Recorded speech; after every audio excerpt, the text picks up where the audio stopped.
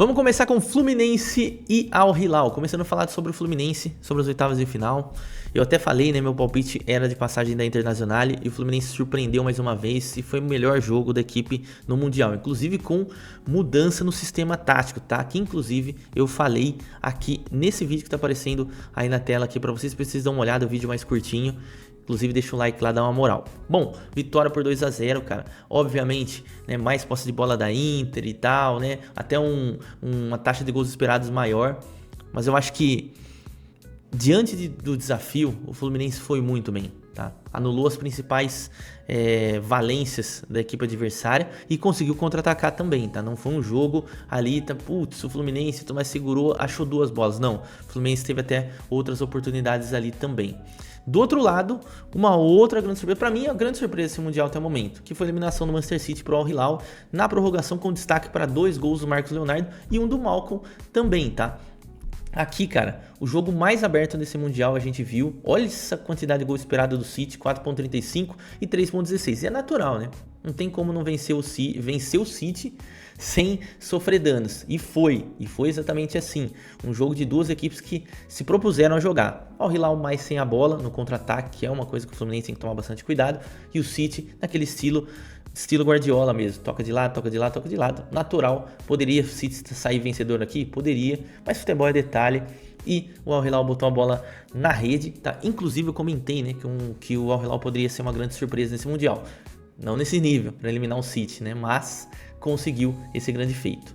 Campinho, vamos de campinho e vamos de informação.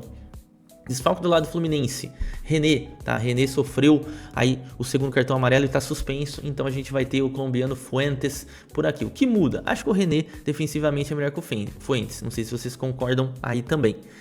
Sistema, será que o Renato Gaúcho mantém o 3-5-2? Acredito que sim, por conta do adversário. Caso ele não mantenha, sai Ignacio e entra o Canóbio, joga com 3, o Arias vem um pouco mais aqui pela direita. Apesar que o Arias, nesse esquema aqui no 3-5-2, flutua em todas as partes do campo, melhor jogador da equipe do Fluminense nessa Copa do Mundo de Clubes, tá? Então provavelmente com o Fábio no gol, Freitas, Thiago Silva, Ignacio, Samuel Xavier, Fuentes, Bernal, Martinelli, Nonato, Cano e Arias. Do outro lado, time de Simone Inzaghi tem desfalques na zaga, tá? Por isso, joga Rubem Neves na defesa e Renan Lodge aqui do lado esquerdo, tá? Faz uma trinca de zagueiros que, aliás, o Inzaghi foi muito bem assim na Inter. Tem vídeo também da Inter de Inzaghi por aqui, vou deixar aqui nos cards. E o Al-Harbi e o João Cancelo aqui pelos lados. O grande desfalque, Aldalsari. Aí você pergunta, pô, e esse Aldalsari aqui? Esse é o Nasser Aldalsari, jogador mais defensivo de meio campo. O desfalque que eu falo é o Salem Aldalsari, que é o camisa 29 do time, camisa 10 da Arábia Saudita, capitão da equipe, que joga muita bola e não vai estar em campo nesse jogo. Desfalque importante para eles. Formando meio campo aqui com Cano e Milinkovic-Savic, que fez uma partidaça contra o City. E o Malcom encostando um pouco mais aqui no Marcos Leonardo, que é o artilheiro do time com 3 gols marcados nessa Copa do Mundo de Clube. Palpite. Acho um jogo extremamente delicado pra gente dar palpite, porque é muito equilibrado. O time do Al Hilal é muito forte, não imagine que fala, agora a gente pega o Al Hilal, venceu a Inter, então tá tudo tranquilo, é de boa. Não, o Al Hilal é um time muito complexo de ser enfrentado. Eu não sei se eles vão querer manter mais a posse de bola aqui, acho que vai ter uma posse de bola mais dividida, mas como eu falei, o Fluminense tem que tomar muito cuidado com o Malcom nos contra-ataques e o Marcos Leonardo dentro da área. De qualquer forma, eu vou ficar do lado do Fluminense porque aqui eu tenho que sair do muro. O que vocês acham? Comenta aí embaixo. Palmeiras e Chelsea começando com o Alviverde. Palmeiras eliminou o Botafogo nas oitavas de final, como todos bem sabem. E assim, foi um jogo onde o Palmeiras, dos 90 minutos normal, né, no tempo normal, 80, o Palmeiras foi melhor, tá? Merecia, inclusive, já ter se qualificado ali, mas sofreu ali para chegar na prorrogação muito por conta da ansiedade de fazer o gol. E aí o Paulinho fez aquele golaço, corte pro meio, batida de perna canhota. Tanto que os números não me deixam mentir, né, pessoal? Ó, Palmeiras 0.49 de gols esperados contra 0.06 no primeiro tempo. E aí na segunda etapa 0.65. Realmente o Palmeiras foi muito melhor, dominou todos os atributos. Não teve dificuldade na bola parada do Botafogo, que é muito forte com o Alexander Barbosa e mereceu demais estar nessas quartas de final. E vai enfrentar a equipe do Chelsea, que passou pelo Benfica, parecia que ser até uma qualificação tranquila, né? Gol de falta do Reece James, aí depois teve a parada por conta de um possível risco de tempestade. Volta o Benfica no último minuto, contra um pênalti com o Malo Gusto, né, colocando a mão na bola ali, parecia o Thiago Silva, né, naquela Champions League, não vou lembrar o ano aí, depois vocês comentam aí embaixo. Di Maria bate o pênalti e resolve. Só que aí, logo na sequência, o Prestiani acaba sendo expulso e complica totalmente o jogo do Benfica.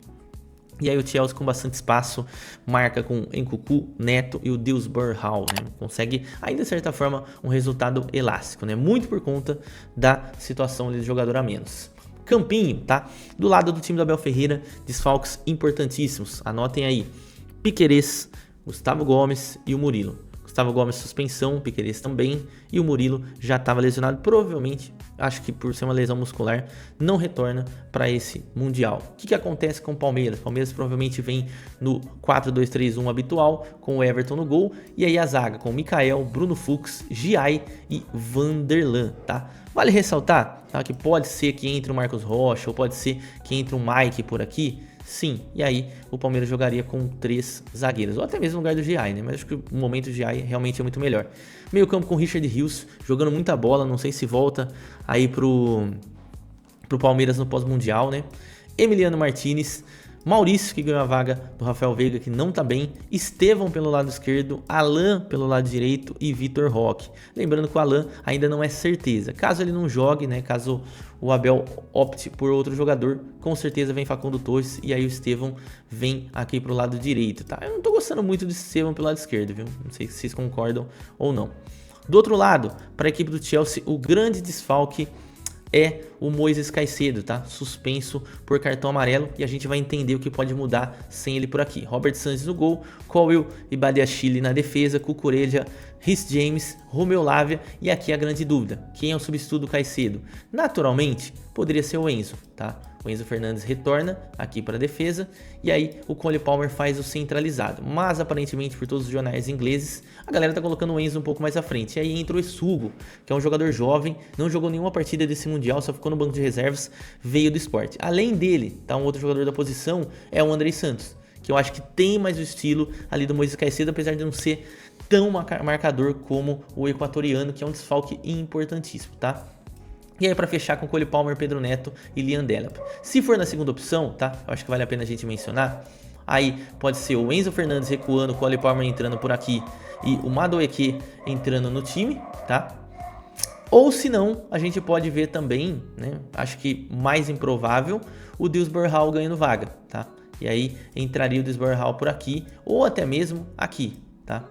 Tendo esse desenho tático aqui. Beleza? Mas são peças importantes, tem um desfalque muito complexo a equipe do Chelsea para resolver. Palpites, tá? Nessa altura do campeonato a gente já não pode duvidar de mais nada, tá? E aqui, pelo que eu vi dos enfrentamentos do Chelsea, de times que têm o mesmo nível do Palmeiras, que eu considero pelo menos como é, por exemplo, o Flamengo, o Chelsea não é unanimidade. Acho que o Palmeiras pode passar, tá? Inclusive, coloco o Palmeiras nas semifinais, tá? É um palpite, mas todo palpite de quarta final realmente é muito difícil de ser dado. O que vocês acham? Comenta. Paris Saint-Germain e Bayern de Munique, para mim, o grande confronto dessa Copa do Mundo de Clubes até aqui. Duas equipes maravilhosas. Vamos começar com o PSG. O PSG passou tranquilo, né? O Inter Miami. Claro, pô, tinha Messi, Busquets e tal. Eu acho que chegou até longe. Para mim, caía na primeira fase, chegou até aqui e aí não conseguiu, né? O nível de enfrentamento é muito alto para uma equipe de MLS. E aí o Paris Saint-Germain passeou no primeiro tempo, segundo tempo deu aquela descansada. Destaque para 2 gols do João Neves, né? É um jogador que não marca tantos gols. Inclusive, um dos gols pareceu muito aquele que ele fez contra a equipe do Manchester City, naquele jogo importantíssimo, na retomada para conseguir vencer a Champions League desta última temporada, tá? Do outro lado, a gente teve o Bayern de Munique enfrentando o Flamengo e vencendo. Deu jogo? Para ser bem sincero, né? Eu que acompanho bastante Bundesliga, é natural, pessoal, o Bayern de Munique dá espaço, tá? Por isso o Flamengo teve, né? Tanto que é difícil um jogo onde o Bayern não sofre gols, né? Claro, até mesmo quando eles pegam o 18º colocado, já que a Bundesliga não tem 20 times, eles ainda assim sofrem alguns sustos, o Neuer tem que fazer algumas boas defesas, é normal. Mas acho que, diante do que eu vi, na minha humilde opinião, o Bayern de Munique acelerou, fez 2 gols, deu aquela respirada, aí tomou um gol, aí viu que precisava correr um pouco mais, foi lá e fez o segundo gol. Claro, foi uma partida muito digna do Flamengo, mas na minha opinião, em nenhum momento o Flamengo teve chances reais de vencer o Bayern de Munique. Pois vocês podem concordar ou discordar aqui, com certeza arrumei alguns haters por falar isso, mas é a verdade, tá? Deixa eu colocar os técnicos aqui, né, pô, tá maluco? Tá faltando aqui o Vincent Kompany e tá faltando nosso querido Luiz Henrique, que inclusive que treinador, hein? Que treinador. Começando com o lado do PSG, acho que a grande novidade, né, um time já carta marcada, todo mundo conhece, então não vou ficar me estendendo muito, é que o Dembélé provavelmente pode estar de volta. E com o Dembélé a coisa fica muito mais interessante para nós que vamos assistir o jogo e principalmente para os torcedores do Paris Saint-Germain. Caso ele não jogue, tem ainda o Bradley Barcola como opção e o Gonçalo Ramos, tá? Acho que tá mais pro Barcola caso ele não entre de imediato. De restante, toda a equipe formada do Paris. Vamos pro Bayern? O Bayern tem um probleminha, que é o Kingsley Coman, que provavelmente não joga, teve uma lesãozinha ali contra a equipe do Flamengo, mas tem o retorno do Musiala, que nesse Mundial, né, com exceção do jogo do Auckland City, que era um jogo de nível um pouco mais abaixo, tanto físico quanto técnico, não vem fazendo uma grande Copa do Mundo de Clubes. Mas isso tem um motivo, tá? O motivo é que o Musiala chegou lesionado e tá retornando aos pouquinhos em uma competição aí que tem jogos de mata-mata, é sempre muito mais difícil. Então vem Neuer no gol, o Upamecano, Jonathan Tah, Stanisic e Laimer. Lembrando, caso ele queira um lateral esquerdo de ofício, tem o Rafael Guerreiro aqui no banco de reservas. O Alphonso Davies já não joga mais pelo Bayern de Munique. E aí o meio campo com Kimmich, joga muito. Leon Goretzka, que é aquele a gente sabe, né?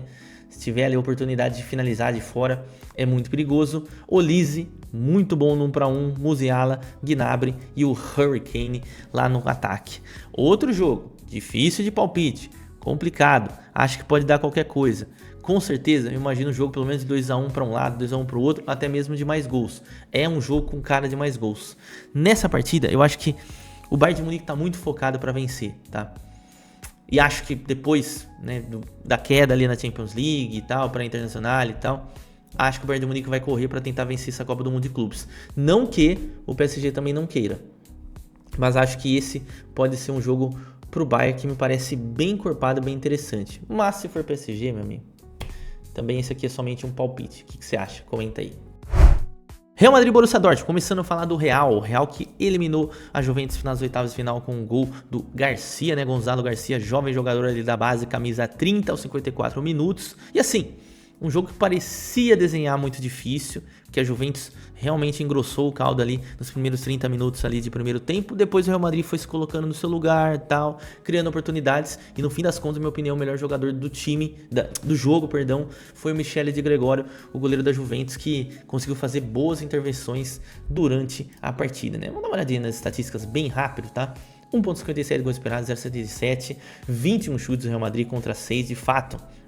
Como eu mencionei, os primeiros minutos foi do jogo mais equilibrado, depois o Real Madrid naturalmente foi construindo a sua vitória. Do outro lado, Borussia Dortmund eliminou Monterrey, e eu tava torcendo Monterrey, falei isso daí no último vídeo, mas aqui o Borussia Dortmund entrou em campo, chegou no Mundial. Foi um jogo onde o time teve intensidade, teve entrega e não à toa venceu a partida, mesmo o Monterrey dificultando. Nossa, teve uma cabeçada do Sérgio Ramos finalzinho, quase consegue ali o empate, o time mexicano. E é natural, o Borussia Dortmund tem muita dificuldade defensiva, mas nesse jogo, cara, o Guirassy mostrou, né, que é um jogador muito subestimado, né? A gente fala de Harry Kane, fala de Haaland, mas pouca gente fala do Guirassy como um excelente jogador, faz muito bem a linha de impedimento, finaliza muito bem cara a cara, é um jogador que eu gosto muito desde a época do Rennes e depois no Stuttgart, onde de fato ele estourou aí pro mundo, mesmo já com seus 29 anos, acho que ele tem 29 anos.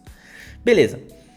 Escalações, Real Madrid tem bons desfalques por aqui, a gente já sabe disso, Endrick, Alaba, Mendy, Camavinga, o Militão tá retornando, mas ainda não vai ser titular, então assim, são os problemas já naturais, mas tem uma novidade que eu vou falar aqui pra vocês, provavelmente vem no 3-5-2, inclusive eu fiz um vídeo aqui no canal, tá? Você pode acessar por aqui caso você ainda não tenha visto, onde eu falei das possíveis opções táticas do Xabi Alonso para a equipe do Real Madrid, e ele começa a implementar o que eu falei naquele vídeo, que é jogar com 3 zagueiros e tal. Acho que esse jogo contra a Juventus foi o melhor até o momento do Mundial, ainda com um pouco de dificuldade ali defensiva, mas já foi um pouco melhor. Então provavelmente a gente vai ter o Courtois no gol, o Tchouaméni, o Haaland, que nossa, que zagueiro, hein?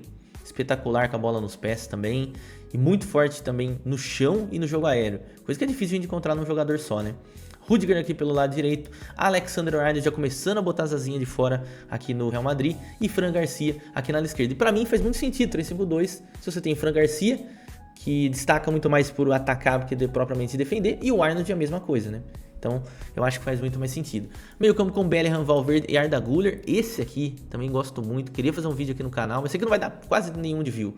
Mas se alguém apoiar, 2 pessoas falar aí, faz um vídeo analisando o Güler, eu vou analisar. Porque, cara, é um jogador que eu gosto muito desde a época do Fenerbahçe, quando surgiu por lá, muito jovem, e agora tá tendo seu espaço aqui. No ataque, Vini Júnior, e aqui a grande novidade, Kylian Mbappé. Será que ele vai ser titular desde o início? Já entrou contra a Juventus. Caso contrário, a gente tem o Gonçalo Garcia ali como uma boa opção, que outro que está aproveitando muito bem esse Mundial para se destacar. Vamos de Borussia Dortmund? Borussia Dortmund não vai ter, infelizmente, Job Bellingham. Que pena, né? A gente não vai ter o enfrentamento dos dois irmãos por conta do cartão amarelo, suspensão do Job Bellingham, além de não ter o Salioscan, não ter o Henrique Kahn também fora, o Schlotterbeck, que é um zagueiraço, também tá fora. Por isso, vem com Kobel no gol, Niko Kovac, Anton, Niklas Süle, o Bensebaini, que, aliás, no Borussia Mönchengladbach era muito mais ofensivo, aqui no Dortmund tá jogando até mais zagueiro, tá? Mas é um jogador que é muito bom com a bola nos pés e também tem um jogo aéreo muito forte. Outro jogador que me chamou bastante atenção, que eu não conhecia muito, Daniel Svensson, ala esquerda aqui do Borussia Dortmund, importante demais no apoio ofensivo. Do outro lado a gente tem o Julian Hirson e o meio campo formado por Sabitzer, Gross e o Félix Emecha. E lá no ataque o ADM, que também fazendo uma boa Copa do Mundo de Clubes, e o Guirassy, que eu já elogiei bastante antes aí nesse vídeo. Palpite, acho que dá Real Madrid. Apesar dos pesares, acho que o time do Real é mais forte. Claro, respeitando totalmente o Borussia Dortmund. Mas se o Real Madrid jogar pouquinho que jogou contra a Juventus, acho que tem tudo para vencer, na minha opinião, né? Parece loucura isso, mas é o confronto mais equilibrado dessas quartas de final. O que você acha? Comenta aqui embaixo, dá uma olhada nos outros vídeos aqui do canal, deixa o like, se inscreve e tamo junto.